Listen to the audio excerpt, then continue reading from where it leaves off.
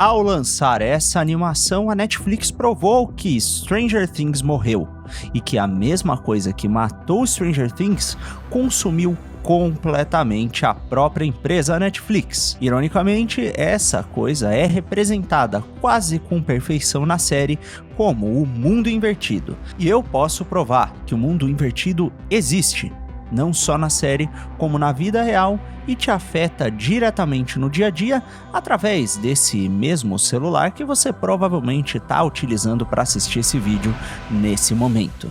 Então vamos lá, e se eu te dissesse que não só o Vecna não é o vilão, como o Devorador de Mentes nunca foi, e nem o próprio Mundo Invertido são vilões reais dessa série? E se o vilão for um método que criou o laboratório do Dr. Brenner, só que aplicado na cultura, na economia e no seu cérebro? E olha, a minha tese é simples. Stranger Things foi consumido pelo próprio mundo invertido, não no sentido nerd, mas sim no sentido de que ela foi capturada por um modelo pseudo-industrial parasita que corrói e transforma tudo em uma casca de si mesmo. E esse modelo possui o mesmo espírito que governa muita coisa hoje no mundo real. Na série, o Mundo Invertido é uma cópia da cidade de Hawkins, só que morta. Ela surge como uma dimensão paralela, acessível por meio de feridas no tecido da realidade. Ela possui o mesmo formato da Hawkins original, mas não tem vida. Na trama, os meninos relacionam o mundo invertido com o Vale das Sombras do D&D, definido pela própria série, a partir da boca de Dustin, como uma dimensão que é um reflexo sombrio, ou o eco do nosso mundo, um lugar de decadência e de morte. E essa é uma ótima intuição por parte das crianças, mas elas não sabem que isso aí é também um retrato quase que perfeito de uma realidade que existe também na filosofia clássica, a do mal como privação, e que se amarra muito bem com tradições místicas cristãs e também com tradições judaicas esotéricas. Tradições que tratam o mal não como uma força do mesmo nível do bem, só que com um sinal trocado, mas sim como uma espécie de esvaziamento. Nessas tradições as coisas são boas, a realidade é boa, e o mal aparece como uma privação do bem que existe na realidade. É como a sombra é a ausência da luz, como o frio é a ausência do calor. O frio não é em si mesmo, nem a sombra é em si, ela é uma ausência.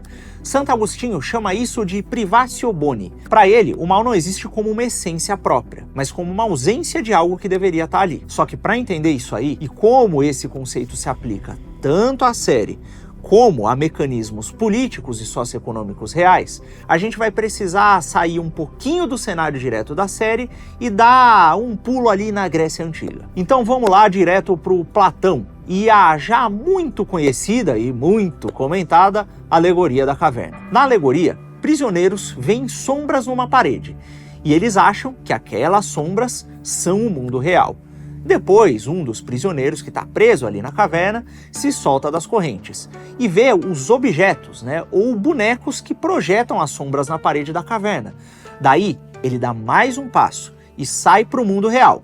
Para Platão, você já deve ter ouvido falar, as coisas materiais são como que cópias imperfeitas de ideias eternas. Na alegoria, os bonecos seriam como a matéria, e o mundo real, que é o mundo das ideias, seria o mundo que está lá fora, fora da caverna, iluminado pelo sol verdadeiro. E as sombras na parede da caverna seriam como mentiras ou falsidades projetadas pela matéria, que é representada pelos bonecos. Soltar-se das correntes, para Platão, é parar de olhar para as sombras e ver a matéria em si. E sair da caverna é ver a luz das ideias eternas que ilumina a matéria. E não só a ilumina, como forma a própria matéria, porque todo o mundo material vem dessas formas eternas na visão platônica. Eu sei que parece um pouco viagem, mas por analogia vai ser bem fácil de entender como esses elementos estão presentes diretamente na série e aprofundam o nosso conhecimento sobre mecanismos socioeconômicos reais. Vamos lá, na série, ou em Hawkins, o mundo invertido é como se fosse as sombras da caverna,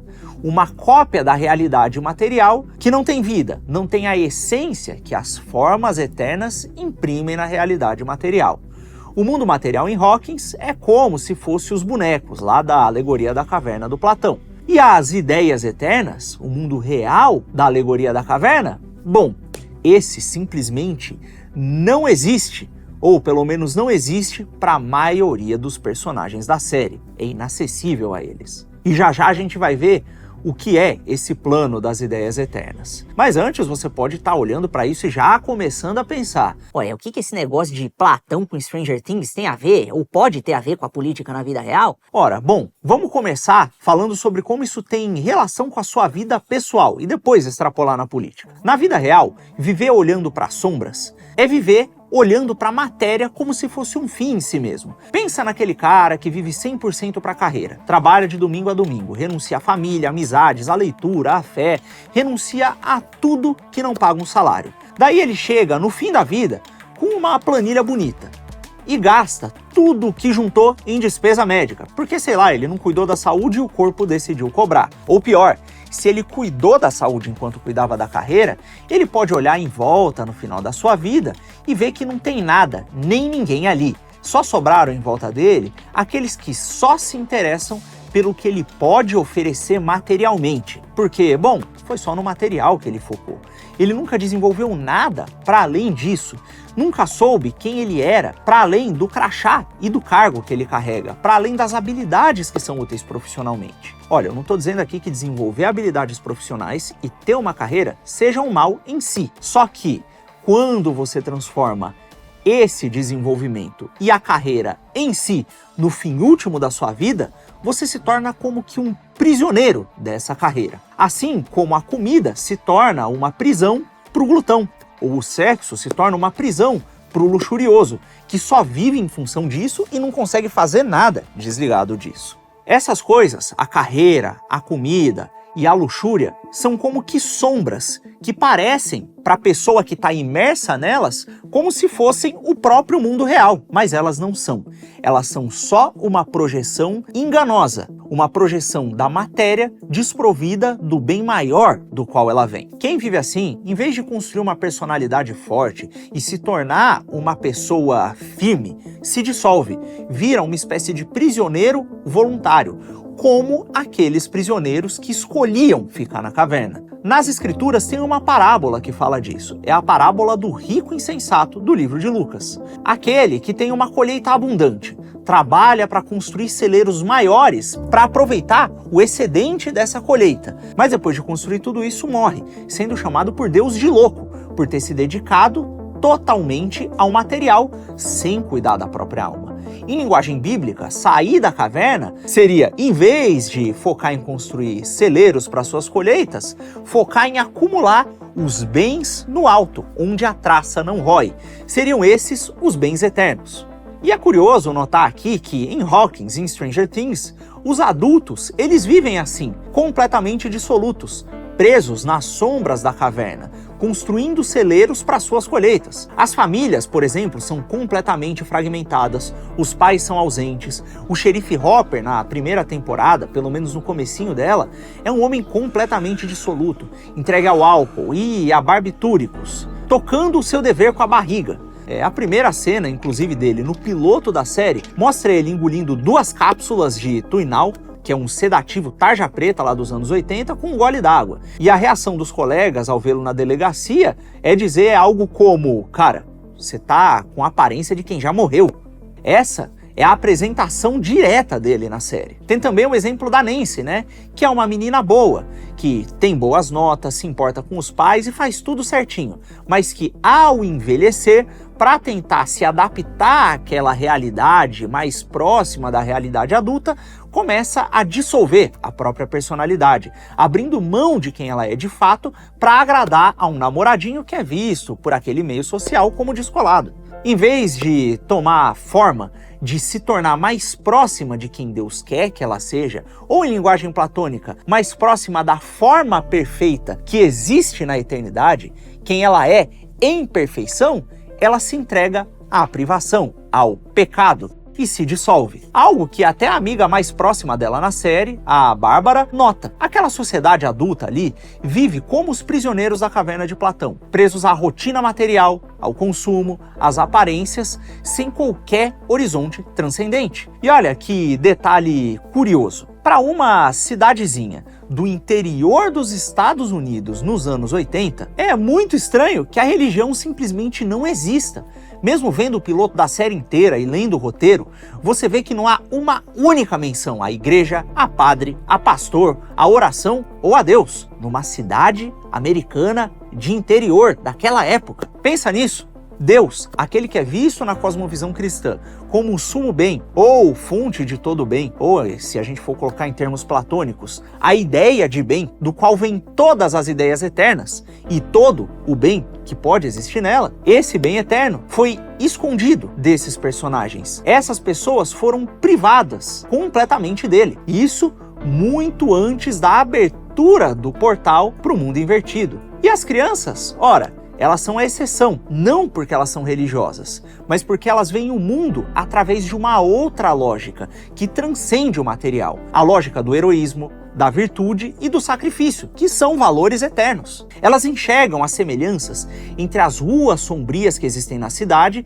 e as estradas mágicas das histórias fantásticas, entre os monstros que existem no RPG que elas jogam e os monstros da vida real. Elas captam a essência dessas coisas e, do ponto de vista platônico, elas estão muito mais próximas da realidade verdadeira, das formas eternas, do que os adultos estão.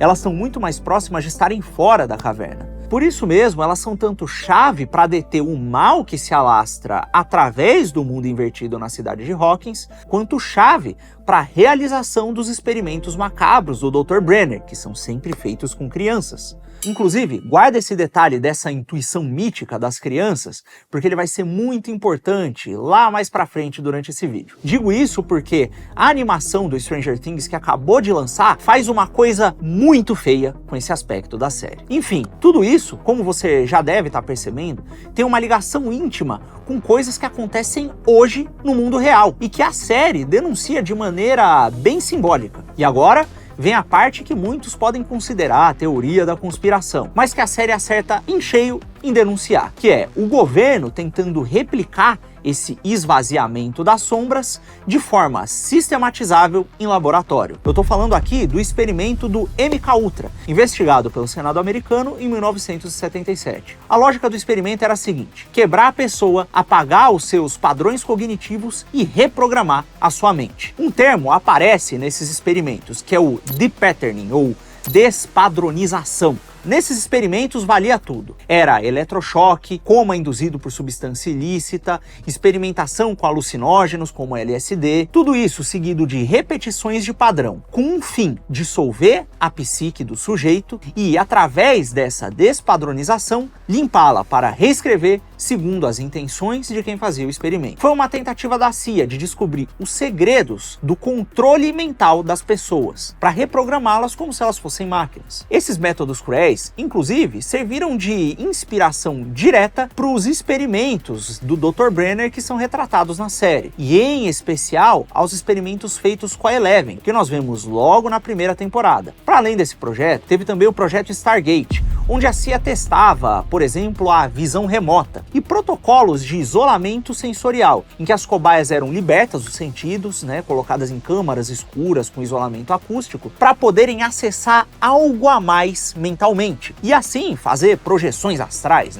espionar pessoas à distância, sem precisar da presença material, acessar arquivos secretos, monitorar oponentes, enfim, transformar pessoas com supostas habilidades paranormais em armas do governo. São histórias esquisitas, que guardam semelhança direta com o que nós vemos na série, com a Eleven e as outras crianças que participaram do experimento. Quem vê as imagens da série, ouve essa descrição que eu dei dos experimentos, tanto do Stargate como do MKUltra, nota uma semelhança que é inegável. Agora vamos direto para a questão que interessa, que é o fato de que esses experimentos aí foram feitos em laboratório, e eles geraram descobertas.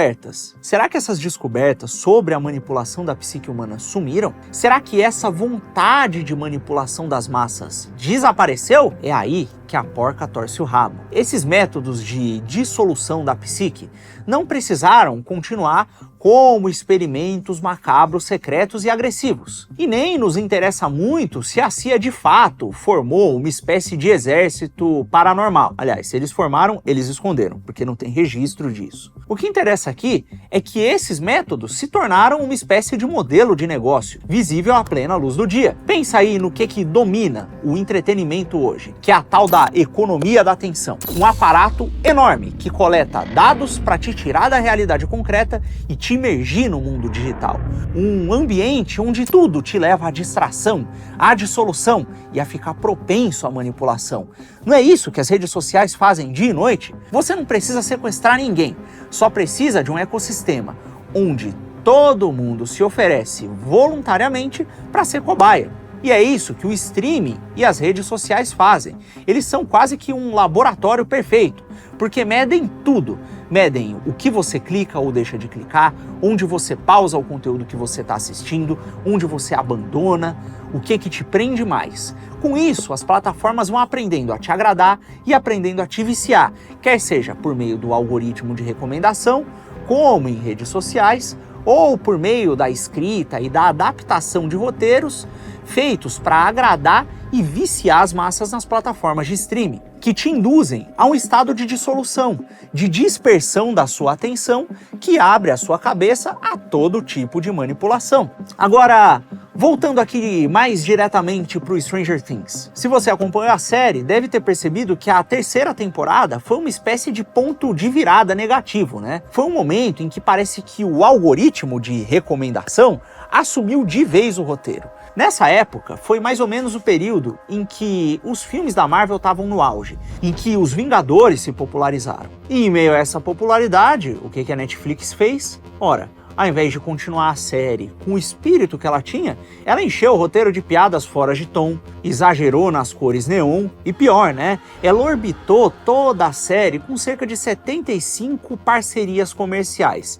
Campanhas, display em loja, tie-in promocional e um monte de ação com marcas. E aqui que tá o detalhe que importa. A vitrine não estava dentro da série. Eles tentaram transformar a série inteira numa vitrine. O Starcourt Mall, o shopping, que dentro da ficção é um cenário, na verdade era mais que um cenário. Era uma decisão de roteiro, ou pelo menos parecia uma decisão de roteiro, feita justamente para facilitar a inserção de marcas como Coca-Cola, Burger King, Nike, enfim. Ora, não há nada de errado em ganhar dinheiro. Mas aqui nessa terceira temporada, nota-se logo de cara duas coisas. Primeiro, uma adaptação do tom original da série, não para contar melhor a história, mas para se adaptar à tendência de mercado pós-Vingadores, com aquele humor muito característico dos filmes da Marvel daquela época. E um cenário que, de uma hora para outra, muda para convenientemente facilitar a comercialização de espaço publicitário na série. Parece aqui que o número do algoritmo e das finanças estava começando a se sobrepor à essência da série. E para fechar com chave de ouro, olha, agora em 2026, com a animação Tales from the 85, eles lançaram o desenho ao mesmo tempo que lançaram os bonecos do McLanche Feliz. Aquilo lá que começou como uma série prestigiada virou mais uma desculpa para vender bonequinho lá no combo infantil do McDonald's. A série que estava criticando experimentos com crianças nos anos 70 e aí em 2026 realiza uma espécie de aplicação desses experimentos de manipulação comportamental para lançar uma animação e vender brinquedinho. E olha, repara na ironia. Essa série foi lançada num momento em que a Netflix estava começando a usar algoritmos para criar produtos. O objetivo não era tentar retratar por meio de uma obra de arte uma verdade eterna ou sair da caverna, mas sim produzir um produto meticulosamente arquitetado para capturar a atenção e viciar a audiência. E olha, quer seja pela competência dos diretores ou pela qualidade do material que eles usaram como referência e que foi sugerida pelo algoritmo, nas primeiras temporadas da série, a coisa até funcionou. Foi contada uma história capaz de dizer algo verdadeiro. Mas, com o tempo, a máscara foi caindo e a verdadeira natureza daquele produto, que não foi pensado para ser arte, foi se mostrando. A série deixou de ser uma história, ou então uma forma, em termos platônicos, e virou uma infraestrutura de monetização, quase que pura matéria. Ou pior, talvez até mesmo se tornou um veículo para manipulação de massas e promoção de ideologias específicas. Mas olha, a corrupção pior não vem mesmo da mera monetização. Ela desce para a própria estrutura e para a qualidade do texto. Você já sentiu que nas últimas temporadas da série, os personagens não conversam mais? Eles apenas explicam o enredo? Aparece o Vecna na tela e logo em seguida vem um sujeito e diz: "Olha, é o Vecna!" Eles têm a necessidade de ir até um lugar. Ao invés de simplesmente ir, eles anunciam: "Olha, nós precisamos ir para lá por esse motivo." Eles bolam um plano e depois de bolar o plano, antes de executar, falam: "O plano é esse, assim, assim e assado." Isso aí não é mera preguiça de roteirista. Na verdade, isso aí é uma demanda institucional da própria Netflix.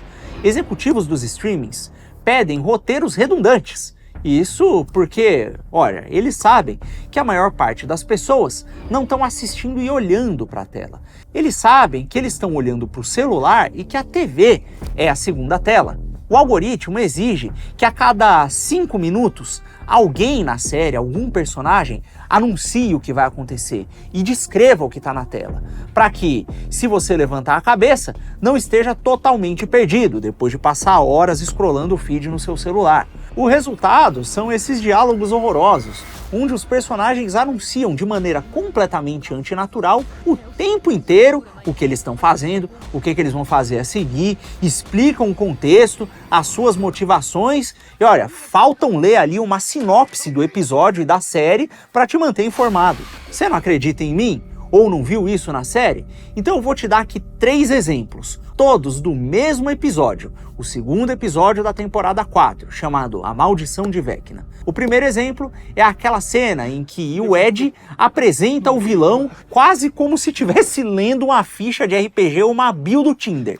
Ele fala que é uma criatura morta-viva, de grande poder e que é um conjurador de feitiços, um mago das trevas. Como se não desse para perceber isso só de ver o personagem agindo, né? Tem um exemplo 2, em que o Dustin recapitula as temporadas anteriores no meio do diálogo pro Ed. Ou, não pro Ed, né? Pro espectador. Ele diz assim: existe um mundo escondido sobre Hawkins. Às vezes ele sangra pro nosso. E esses monstros desse outro mundo, a gente achou que eles tinham sumido. Ou seja, ele recapitula tudo o que aconteceu. Todo o drama para selar os portais do mundo invertido nos episódios anteriores, para lidar com o Devorador de Mentes, etc. Agora imagina que durante vários diálogos, durante episódios diversos dessa temporada, diálogos como esses são repetidos, ad nauseam. Quer mais um exemplo? Tem aquele em que a Robin lê quase que uma checklist de sintomas, como se fosse uma médica, né? Ali numa consulta. Ela fala: partículas escuras? Talvez. Aí mais pra frente, parecem poeira girando, quase que descrevendo os sintomas que você tá vendo ou viu na tela. Coisas que são completamente perceptíveis a qualquer espectador atento. Enfim, esses são 3 exemplos de idiotização do roteiro em um único episódio. E nós temos evidência de depoimentos de atores que trabalharam com a Netflix e dizem diretamente que isso é uma demanda institucional dos executivos. Agora, compara isso aí com a primeira temporada. A direção da cena do piloto tem um texto bruto que diz assim, olha, ele descreve a cena: nós ouvimos um rosnado grave, como o rugido de uma besta invisível. Essa é a apresentação, o primeiro momento em que a figura do Demogorgon aparece na estrada. Não tem descrição nenhuma, tem um sinal auditivo. E quando ele aparece, ele é mostrado pela câmera, não descrito. Voltamos aqui ao roteiro do piloto. Lá tem um texto que diz: sua cabeça é grande demais, seus braços são longos demais.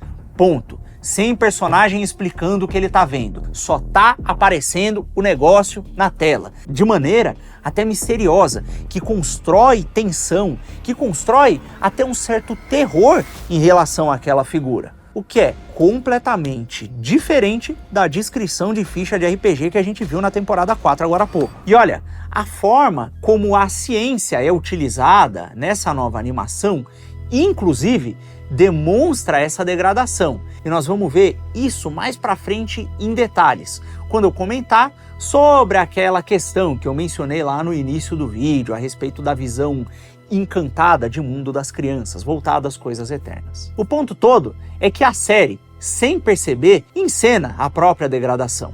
Na animação nova, por exemplo, o professor que durante a série ensinava para eles o que estava acontecendo através de um viés científico, utilizando de analogias, e depois de receber questionamentos inteligentes dos meninos, após eles terem vivenciado coisas incompreensíveis no mundo real, foi removido e substituído por uma professora que simplesmente despeja informações na cabeça deles depois de perguntas muito mais vagas. Na primeira temporada, tinha todo um mistério, tinha substância.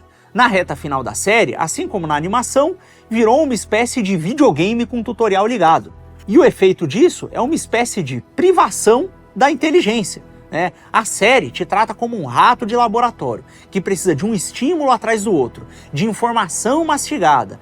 Ela te priva da contemplação para garantir a retenção, para garantir que você nunca, jamais vai ficar confuso ou jamais vai ficar entediado. E olha, uma vez que o público foi treinado para lidar com essas informações mastigadas e com estímulo constante, em que ele foi treinado para não pensar, ora, você tem um terreno muito fértil para manipulação e engenharia social. Porque o cara tá assistindo com o cérebro desligado. E eu, pessoalmente, acho que quem vive assistindo série desse tipo, que trata as pessoas desse jeito e que te programa a desligar o cérebro para assistir e consumir as coisas, olha, eu acho que quem vive assim, assistindo esses negócios, fica mesmo menos inteligente e mais facilmente manipulável. E olha, é aqui que o tal do The Patterning, lá dos experimentos do MK Ultra, atuam. Depois de esvaziar o roteiro, eles também precisaram esvaziar os personagens. E a maior vítima, ora, tem nome e sobrenome completo. E a partir dela,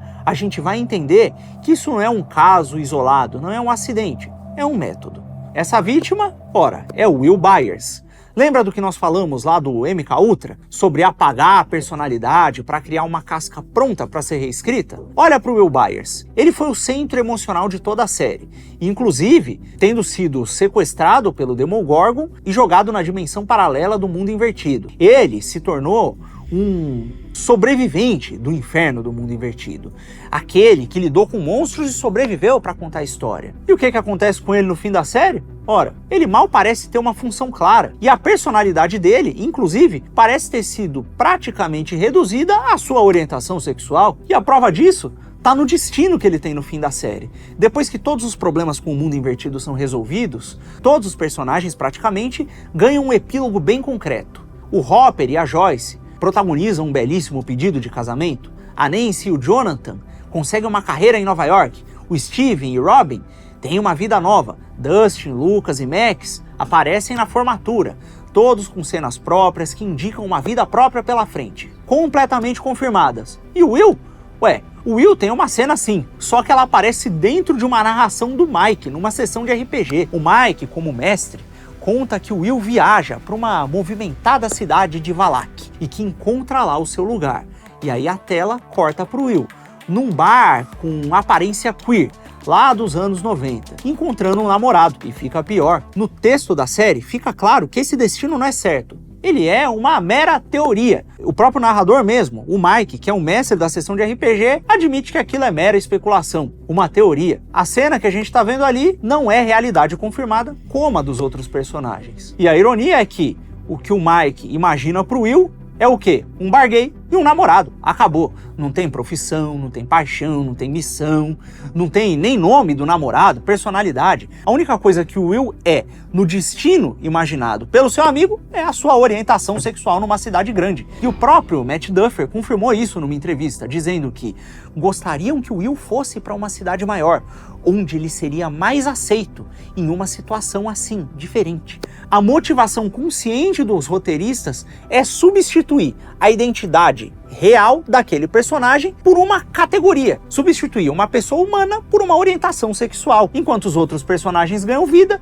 ele ganha uma categoria publicitária, uma categoria de representatividade. E para fechar com a cereja no bolo, na animação nova, a Tales from 85, eles parecem querer consertar esse erro, esse esvaziamento do personagem. Só que eles consertam da maneira mais deselegante e estabanada possível. Tem lá um diálogo forçado com a nova personagem, a Nick, em que ela olha pro Will e fala: cara, você não pode se sentir mal assim. Você é muito legal. Você é corajoso. Você foi pro mundo invertido. Você sobreviveu, enfrentou os monstros e ainda ganhou um apelido maneiro. Olha como você é um personagem forte. É como se fosse uma validação tardia em forma de desenho para esconder a cagada dos roteiristas na série. Isso sem falar na Eleven, né? Que é uma das personagens centrais da série toda, uma das principais vítimas lá dos experimentos no laboratório de Hawkins, que tem toda uma jornada para se adequar à vida social, criar laços reais com seus amigos e se ajustar,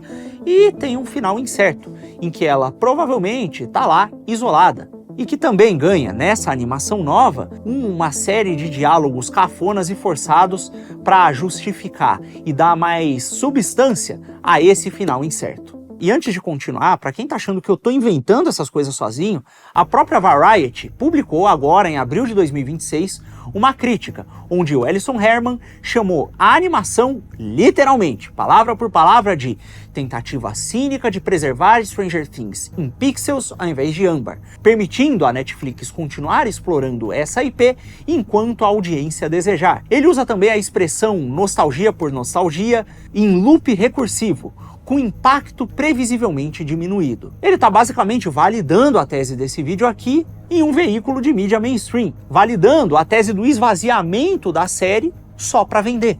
E olha, essa é só a ponta do iceberg. Na verdade, o que eles fizeram nessa animação esvazia praticamente todos os personagens. E quando você consegue ver, não tem mais como desver. Eu digo isso porque a animação inverteu completamente toda aquela metafísica da série original. Lembra do que nós falamos lá atrás no começo do vídeo? Que as crianças na primeira temporada captavam a essência das coisas porque viam o mundo pelo símbolo, pelo mito, através daqueles arquétipos no D&D, que os adultos que estavam presos à matéria eram os perdidos. Aquilo ali era a coluna vertebral moral da série, e a animação vira isso de cabeça para baixo. No desenho, a personagem nova, Nick Baxter, é uma espécie de cientista punk gênio mirim. Ela é a inteligência que de fato resolve os problemas de Hawkins. E como é que ela faz isso? Ora, zombando do D&D dos meninos. Tem um diálogo lá em que o Dustin pega os manuais lá do Dungeons & Dragons e começa a tentar desvendar a natureza dos monstros novos com os quais eles estão lidando através de paralelos e analogias com os monstros do RPG. Não, e aí a Nick manda na lata, na cara dura. Fala pra eles pararem com o manual de fantasia, porque isso não vai ajudar eles a resolverem nada. Que na verdade o que eles têm que fazer é ir atrás da ciência. E os meninos obedecem. Daí eles vão até a nova professora de ciências, ela explica um monte de coisa de teoria evolutiva e eles conseguem começar a resolver os problemas. Repara, na temporada 1, o conhecimento mítico das crianças era a chave para desvendar os mistérios. E esse conhecimento mítico, essa abertura para o que transcende o material, era a vantagem que eles tinham sobre os adultos cegos. Era uma forma que eles tinham de captar uma realidade que estava muito mais próxima da verdade do que a mera realidade material. Na série, ela era complementada, inclusive, pela visão científica do professor, que ensinava muitas vezes por meio de analogias e tinha uma relação simbiótica entre o conhecimento científico e esse conhecimento mítico e simbólico. Na animação, esse mesmo conhecimento mítico aí é tratado como uma infantilidade, que precisa ser superada, e tem que ser superada pelo que é mensurável, pelo que é científico. A animação muda completamente de lado e empobrece muito até a relação do material original com a ciência. E o negócio piora, porque quem é o vilão da animação é o Daniel Fisher, dono de um supermercado, ex-funcionário do laboratório de Brenner, que fez experimentos científicos não autorizados em casa por ganância e pela busca da glória terrena. Exatamente o mesmo tipo de pecado que o rico insensato do livro de Lucas comete. E quem é que o derrota? Ora, é outra cientista, a Nick, que usa uma ciência boa contra a ciência ruim. Ou seja, sumiu aqui completamente o símbolo. Sumiu a ideia de que algumas coisas têm que ser vistas pela alma antes de serem medidas pelo método. A salvação agora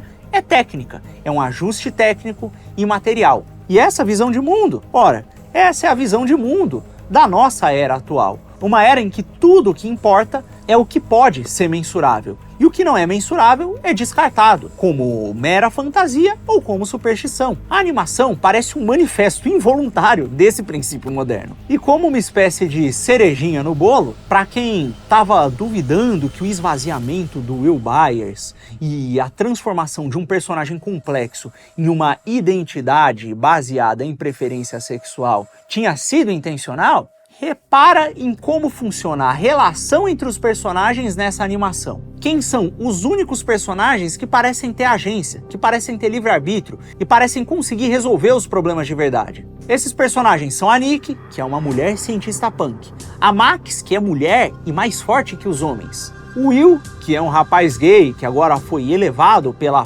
validação da Nikki, fora a superpoderosa Eleven, que sempre resolveu as coisas. Esses personagens carregam todo o poder de ação. O Mike, o Dustin e o Lucas, eles viram dependentes, quase que coadjuvantes, às ações e deliberações desses personagens. E olha o detalhe que fecha o argumento, e que nenhum crítico americano apontou. O Daniel Fisher, que é um vilão masculino da temporada, nem sequer consegue fazer a própria ciência ruim. Para fazer as cagadas que ele faz durante a série, ele rouba a pesquisa da mulher, que foi quem descobriu as substâncias que levam as criaturas do mundo invertido a se manifestarem ali no contexto da história da animação. O personagem masculino ali não consegue nem ser malvado por mérito próprio. Ele depende da agência feminina prévia até para fazer mal. Pensa no que isso quer dizer. Parece que em Hawkins, dentro desse desenho, quase toda a agência intelectual é feminina. No final das contas, os homens ou são sidekicks, ou são parasitas, ou estão liderando só para ser corrigido por uma mulher posteriormente. Eu sei que isso aqui tá parecendo uma reclamação contra a representatividade, lacração e diversidade e não sei o quê. Mas o ponto não é o fato de ter mulher com protagonismo, de um dos meninos ser gay, ou qualquer coisa dessa.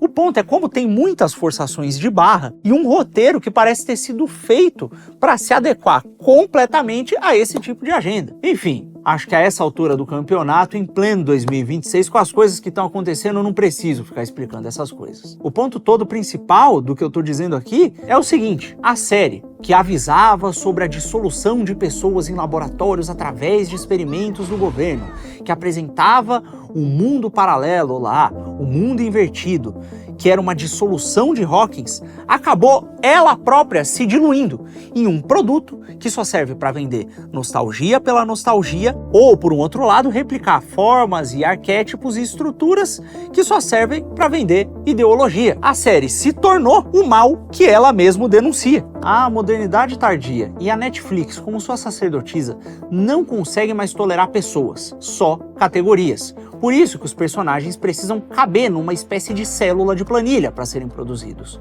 Quando uma categoria está em alta na métrica do engajamento, ela é puxada para o centro. Quando outra está em baixa, é empurrada para o canto. A série inteira virou uma espécie de demonstração do que ela tentou denunciar. E a animação só aprofunda isso. Ao fim da série, do Stranger Things, nós vemos ali um mundo invertido derrotado.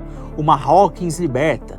Mas no fim, é tudo ilusão. A série, concebida algoritmicamente, não para contar uma história que eleva a alma de quem consome, mas para atender a propósitos baixos de uma corporação e, quiçá, agendas políticas de terceiros, foi completamente tomada e consumida por esses fins mesquinhos. Fins mesquinhos que são perfeitamente representados pelo mundo invertido. E olha que ironia, a animação Tales from 85, que estreou agora em abril de 2026, conta com a seguinte sinopse: no inverno de 1985, a neve cobre a cidade e os horrores do Upside Down estão finalmente desvanecendo, mas sob o gelo, algo terrível despertou. Quer um resumo melhor do que esse, do ponto que eu tô tentando trazer aqui? O mundo invertido nunca acaba, porque ele não pode acabar. Toda vez que ele morre, a Netflix tira ele do gelo. E não é uma história, é simplesmente uma fonte de receita recorrente. E o episódio 10, o finale da animação, fecha o argumento sem perceber. O vilão da animação, ele não é um vilão original. É um vilão que continua aqueles experimentos encerrados do Dr. Brenner. Continua em casa, por conta própria. Ele não é um vilão novo e original. Ele é praticamente o Dr. Brenner, só que reembalado numa escala de bairro. A série não inventou um vilão novo. ela simplesmente copiou o vilão que começa a primeira temporada. E olha, o pós-créditos da animação, depois do monstro principal ser derrotado, termina com uma flor azul brotando dos restos mortais dele.